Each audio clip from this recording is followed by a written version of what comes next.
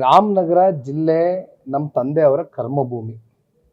ನಮಗೆ ರಾಜಕೀಯವಾಗಿ ಸನ್ಮಾನ್ಯ ದೇವೇಗೌಡರು ಸಾಹೇಬ್ರಿಗೆ 94ರಲ್ಲಿ ಪ್ರಥಮವಾಗಿ ಹಾಸನ ಜಿಲ್ಲೆಯಿಂದ ಬಂದಂಥ ದೇವೇಗೌಡರು ಸಾಹೇಬ್ರಿಗೆ ರಾಜಕೀಯವಾಗಿ ಜನ್ಮ ಕೊಟ್ಟಿರ್ತಕ್ಕಂಥ ಭೂಮಿ.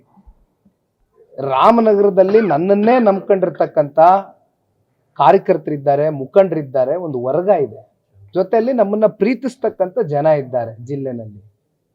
ಇವತ್ತು ಎಲ್ಲೋ ಒಂದು ಕಡೆ ಜಿಲ್ಲೆನಲ್ಲಿ ಸಣ್ಣ ಪುಟ್ಟ ಹಿನ್ನಡೆಗಳಾಗಿರ್ಬೋದು, ನಾನು ಒಪ್ಕೊಳ್ತೀನಿ, ನಾನು ಇಲ್ಲ ಅಂತ ಹೇಳೋದಿಲ್ಲ.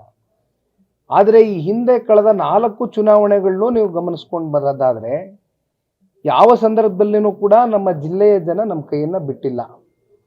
ಆದರೆ ಇವತ್ತು ಬೇರೆ ಬೇರೆ ಕಾರಣಗಳಿಗೋಸ್ಕರ ರಾಜಕೀಯದ ಕೆಲವೊಂದಷ್ಟು ಸಂದರ್ಭದಲ್ಲಿ ಚುನಾವಣೆಗಳಲ್ಲಿ ಏರುಪೇರುಗಳಾಗ್ತದೆ.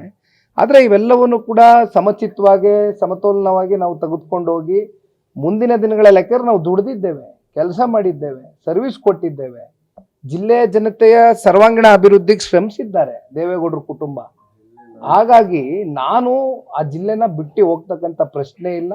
ಇನ್ ಯಾವುದೇ ಕ್ಷೇತ್ರದಲ್ಲಿ ನಿಖಿಲ್ ಕುಮಾರಸ್ವಾಮಿ ಚುನಾವಣೆಯನ್ನ ನಿಲ್ತಕ್ಕಂಥ ಪ್ರಶ್ನೆನೇ ಇಲ್ಲ. ಈ ಜಾತಿ ಜನಗಣತಿ ಸಾಮಾಜಿಕವಾಗಿ, ಆರ್ಥಿಕವಾಗಿ, ಶೈಕ್ಷಣಿಕವಾಗಿ ಹಿಂದುಳಿದಿರ್ತಕ್ಕಂಥ ವಿಚಾರಕ್ಕೆ ಸಂಬಂಧಪಟ್ಟಂತೆ ಇದಾಗಬೇಕು. ಇದು ಅನೇಕ ಸಂದರ್ಭದಲ್ಲಿ ಹೇಳಿದ್ದೇವೆ.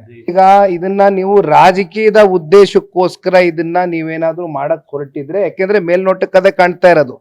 ಜಾತಿ ಗಣತಿ ವಿಚಾರ ಯಾವಾಗ ಚರ್ಚೆಗೆ ಬರುತ್ತೆ ಅಂದ್ರೆ, ಮುನ್ನೆಲೆಗೆ ಬರುತ್ತೆ ಅಂದ್ರೆ, ಯಾವ್ದಾದ್ರು ಇವರಲ್ಲಿ ಇರ್ತಕ್ಕಂಥ ಸರ್ಕಾರದ ಲೋಪದೋಷಗಳು, ಸಮಸ್ಯೆಗಳು ಎದುರಾದಂಥ ಸಂದರ್ಭದಲ್ಲಿ ಅದರಿಂದ ಇವರು ತಪ್ಪಿಸ್ಕೊಳ್ಬೇಕಲ್ಲ, ಜಾರ್ಕೊಳ್ಬೇಕಲ್ಲ. ಆ ಸಂದರ್ಭದಲ್ಲಿ ಜಾತಿ ಗಣತಿ, ಜನಗಣತಿ ಅಂತಕ್ಕಂಥದ್ದು ಇವೆಲ್ಲ ಅಂಶಗಳನ್ನ ಸುಮ್ಮನೆ ಇಟ್ಟು ಜನಗಳನ್ನ ದಿಕ್ ತಪ್ಪಿಸ್ತಕ್ಕಂಥ ಕೆಲಸ ಬೇಡ. ದಯವಿಟ್ಟು ನೀವು ಮಾಡ್ತಕ್ಕಂಥದ್ದಾದ್ರೆ ಮಾಡಿ, ನಾವು ಸ್ವಾಗತ ಮಾಡ್ತೇವೆ. ಅದು ನೀವು ಮಾಡ್ತಕ್ಕಂಥ ರೀತಿ ಯಾವ ರೀತಿ ಇದೆ, ಉದ್ದೇಶ ಸರಿಗಿರ್ಬೇಕು. ಆಮೇಲೆ ನೀವು ಮಾಡ್ತಕ್ಕಂಥ ರೀತಿ ಆಗಿದೆ, ಇವೆಲ್ಲವೂ ಕೂಡ ನೀವು ಜನಗಳ ಮುಂದೆ ಟ್ರಾನ್ಸ್ಪರೆನ್ಸಿ ಇಡಬೇಕಾಗ್ತದೆ, ಪಾರದರ್ಶಕವಾಗಿ ಮಾಡಬೇಕು ನೀವು ಇದನ್ನ. ನ್ಯೂಸ್ ಫಸ್ಟ್, ನಿರ್ಭೀತಿಯಿಂದ ನಿಮ್ಮ ಪರವಾಗಿ.